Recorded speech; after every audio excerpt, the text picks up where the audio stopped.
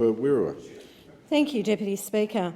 I have the great privilege of being an ambassador for the 2168 Children's Parliament. The Children's Parliament initiative is in its second year and is delivered under the 2168 Communities for Children program, a Commonwealth Government early intervention and prevention initiative. It is supported by Liverpool City Council, the Department of Education and Mission Australia. The child parliamentarians are drawn from years 5 and 6 from 10 local primary schools in the 216 postcode, which is within my electorate. Approximately 40 children are involved. The children meet regularly over several months in workshops that build debating, research and communication skills. 10 children from the group are elected by their peers to advocate and present to the ambassadors. In addition to myself, the ambassadors included the Mayor of Liverpool, Wendy Waller, representatives from the National Children's Commissioner, New South Wales Advocate for Children and Young People, the New South Wales Department of Education and Western Sydney University. The children use the Parliament to advocate for topics that they select as important to them. This year's topics include bullying, the environment, pedestrian safety and poverty. Each group not only identified the issues and gaps that related to their topic, but sought to provide possible solutions. Each of the groups took up the challenge to advocate their concerns to us, the ambassadors. I was very impressed with the level of research and thoughtfulness of all the presentations.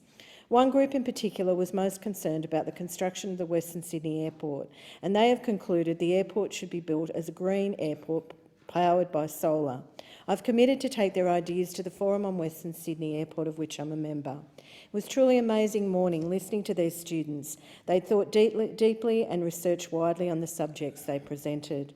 I commend Liverpool Council and its staff for the initiative and the school's teachers and ambassadors for their time. But most particularly, I commend the students for all their hard work. They are tomorrow's leaders. Early last month, during Education Week, I had the privilege to visit Green Valley Public School, one of the schools involved in the 216 Children's Parliament, as part of Education Week. Over 60% of our nation's children attend public schools, and Education Week seeks to bring attention to their schools by celebrating the achievements of their students, their teachers, and also the wider school community. In keeping with the theme of this year, the audience was treated to a video montage where the children of Green Valley spoke of what they wanted to be when they grew up and why. Among the responses were a mechanical engineer, astrophysicist, police officer and journalist. Sadly, but probably not unsurprisingly, politician wasn't amongst them. In addition to Education Week, I visited Green Valley Public School to see the great work the Parents and Citizens Association have been able to achieve as part of Round 3 in the Stronger Communities program. The PNC received a $10,000 grant which they matched dollar for dollar through their tireless fundraising efforts. These efforts included selling gelato, holding school discos and partaking in the great Australian tradition of the election day democracy sausage. The grant has produced much-needed air conditioning for the school hall, which in addition to hosting many school activities throughout the year, is used by a number of community groups in the area, including dance, church and language groups. I'd like to thank the Green Valley Public Schools Principal, Brett Warwick, for organising the event, and the school's PNC President, Christy Nee, for her and her group's hard work.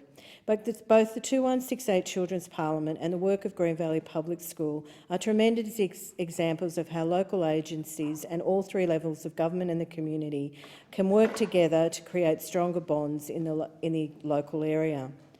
I would also like to take the time left to acknowledge the work of David Sim, the Principal of Linnea Public School, for his Excellence in Education Award, which was awarded last week. Like all the schools in Werriwa, Linnea is led by a very enthusiastic principal who, with his hard-working staff, make a wonderful environment for their students to learn in. I was lucky to visit the school late last year, and it was obvious just walking around that school how engaged the children were, how wonderful they consider their teachers and Mr. Sim. I congratulate the school community and Mr. Sim on his award.